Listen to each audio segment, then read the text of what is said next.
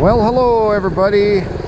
Welcome back. Jiu-Jitsu 2000 here today. I'm back. Got an interesting video for you today. As you can see, we're going to do another ride on the quicksand today. I did one yesterday. It was a lot of fun.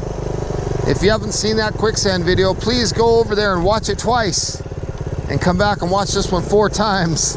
I'm really needing the views right now. But in this video today, I want to talk about the quicksand a little bit more and talk about some things that I did not talk about in the video yesterday.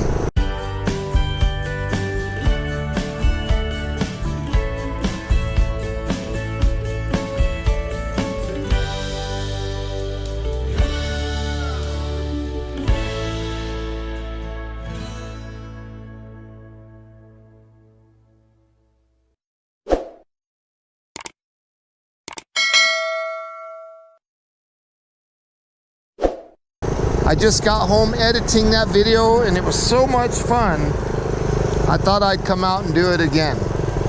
So let's go ahead and get started. I'm in low range just like I was yesterday, and I'm gonna get going on this quicksand.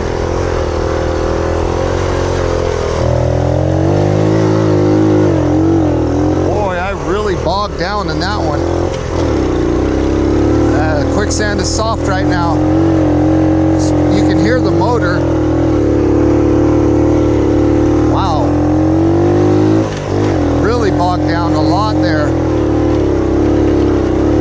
Crazy. When it comes to quicksand, movement is the key, but it's also the curse. So movement can be your salvation, but it can also be what does you in. It depends on how you do that movement. Boy, that's really soft.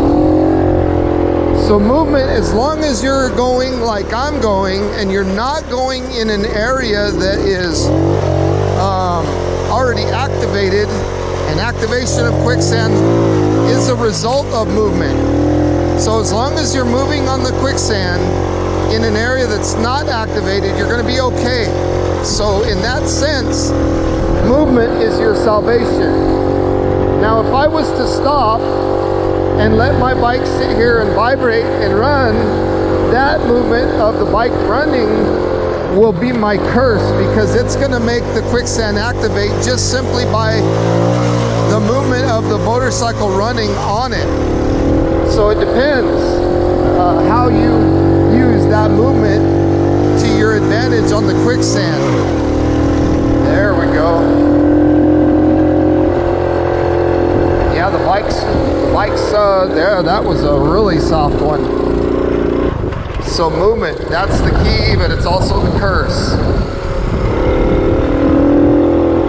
Another thing is quicksand. People are asking, can you lose a bike in the quicksand? I don't know if I would use the word lose, because you're not gonna, it's not like your bike is gonna fall down and you're gonna disappear in the quicksand. No, but you can sink a bike in the quicksand and have to come back and recover it. So what happens with this top layer of quicksand, boy, you can feel that. You can hear the engine when I get to a really soft quicksandy spot. When you come back and you get a bike that's gone through the quicksand, what you'll find is it'll sink, and it'll sink down to a layer of clay. When it gets to the bottom layer of clay, the bike won't sink anymore. See, we need some pretty good movement here. When I'm out here riding, I'm always ready to hop off the bike and run with the bike if needed to keep it moving, because this stuff is extremely soft. This is fun to ride on, but it's dangerous because you can definitely sink a bike out here. I used to have 3 quads. I had a Polaris 330 Trail Boss. That was a great quad. I had a 500 Scrambler, and I had a 500 Sportsman HO, high output, 4-wheel drive. All 3 of those bikes have been out here on the quicksand. One time I was on the 500 Scrambler, came out here and I stopped, and I left the bike running, and I went to go do something. I came back, and vibration of the bike running, it was already buried up to the wheels. They were underneath the quicksand and it was stuck. Now the thing about the quicksand that's so difficult is when you got to go recover that bike, because every time you take a shovel full of quicksand out of the way to expose the bike to try to get it out, it just fills right back in. So it's very, very difficult to get a bike out of this quicksand. Generally, from my experience, you'll see the bike sink down maybe 3.5 to 4 feet, and then it hits that clay. So you'll see the handlebars hanging out of the quicksand, and it'll pretty much stop at that point. So the most effective way, like this is activated right here, the most effective way that I've found to get a motorcycle or a quad out of the quicksand is to tow it. You have to get another vehicle out there with a rope or something that's long enough that the vehicle can be on solid ground, and you just pull the sunk item out of the quicksand. It's very, very crazy. That was really soft and the water was pretty deep there. Now if you find a dry spot like right here, you can stop on these dry spots.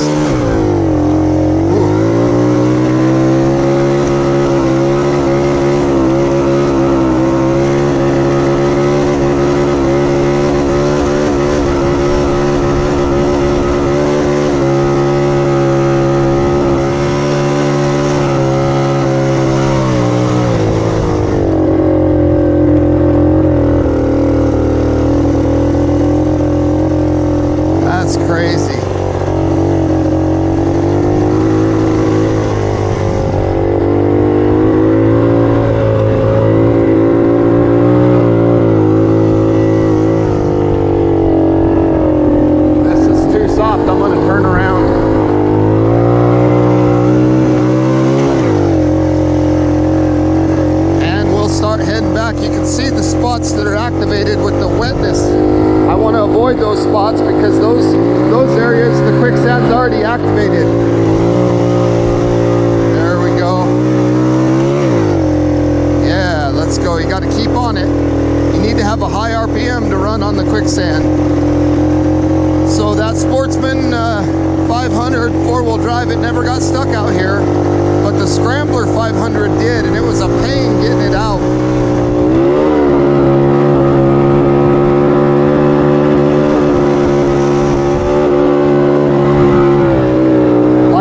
I'm ready to jump off the bike at any moment to push. That's what it takes to ride on this quicksand, especially when you get into those soft areas. It's a lot of fun to ride on, but it is dangerous. Not dangerous in the form of you getting hurt, but dangerous as in you could really bury a bike out here.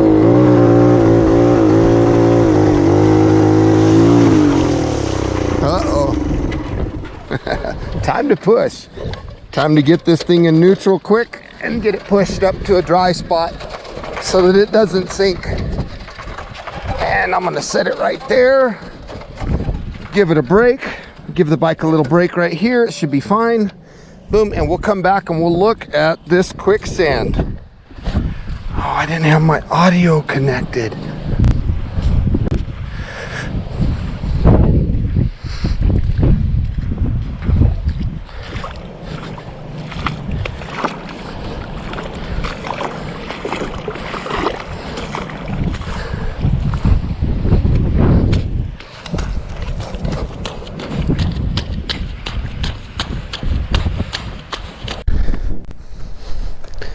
See there, you can see this section's activated, and if I just stand here, I'll sink.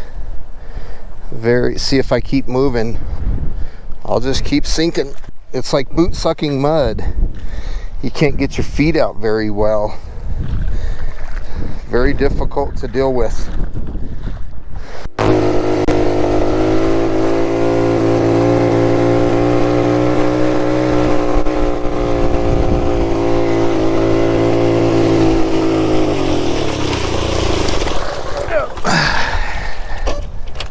Stalled out. All right, let's get it up out of here.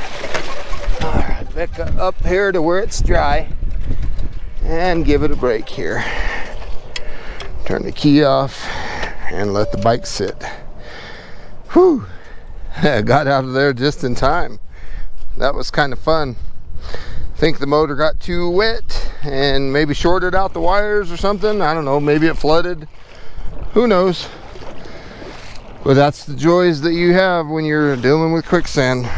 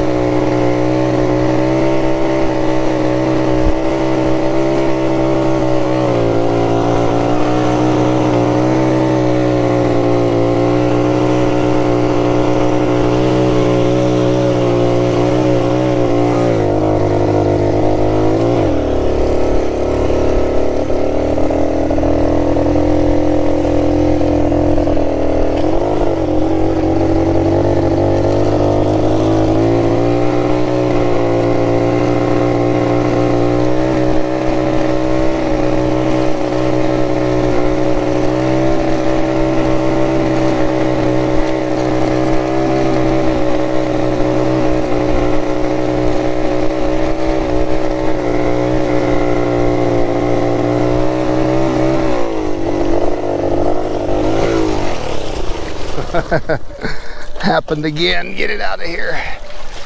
All right. I don't know if it's like shorting out on the water or water getting wires wet or what, but it's happening. Whew. A lot of work coming out here just to bring you guys a quicksand video. Get it up to the nice dry spot up here. You can look at the tracks and see that this spot's solid. Okay, we're still in neutral. Let's go ahead and kick it over. Nothing. It's gonna take a few kicks. No, I'll give it a break. 15-20 minutes and then we'll try again. Give the bike a break. It doesn't like the quicksand.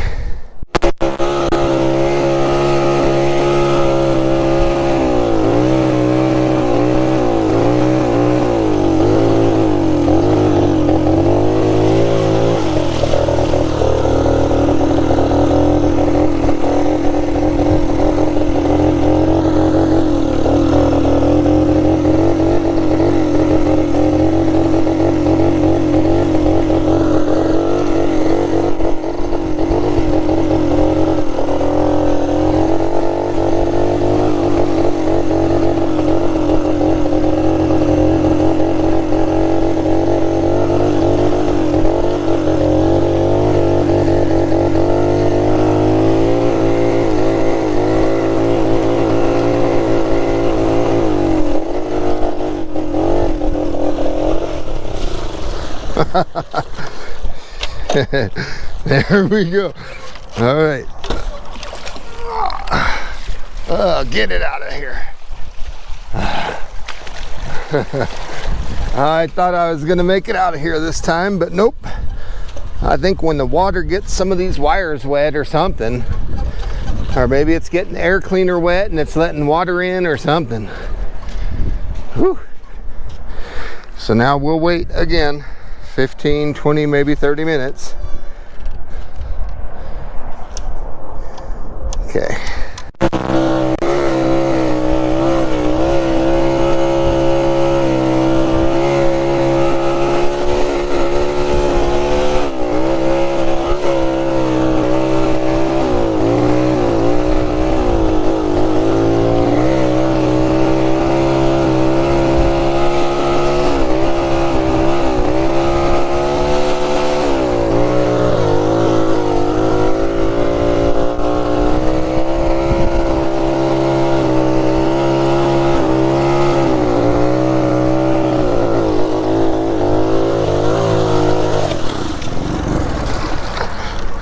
Ooh, that's a bad one. All right, let's get this bad boy out.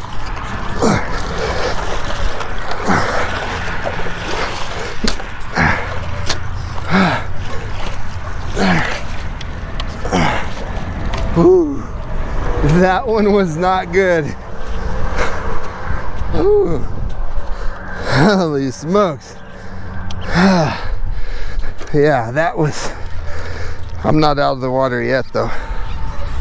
Okay, push a little more. Let's try this little spot here. This looks like it. Nope.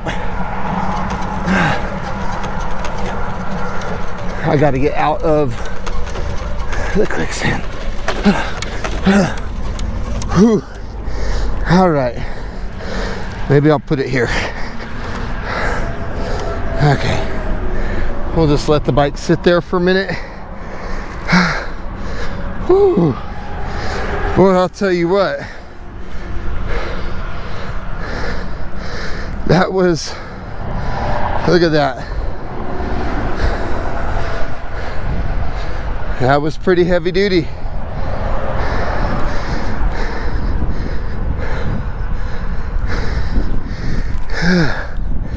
This stuff right here, almost took it. You can see all the clay coming up.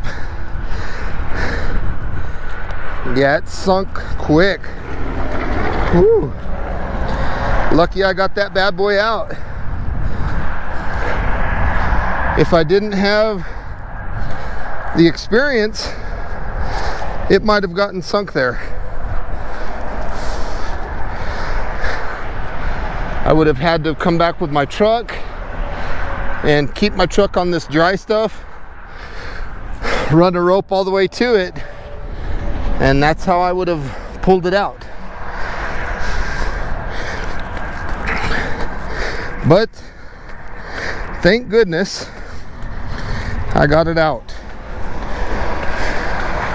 This stuff is crazy. So no folks, it's not just sand and water out here. This is full-blown Northern Arizona, Little Colorado River quicksand. Whew. Trying to catch my breath back. The camera might not have showed it, but that was a lot of work and effort to get that bike out. I saw it as soon as it sunk. Right here, there's like a soft spot, and it just went boom. Went down, and as soon as I noticed it, I started fighting to get the bike out. Thank God I was lucky enough to do so.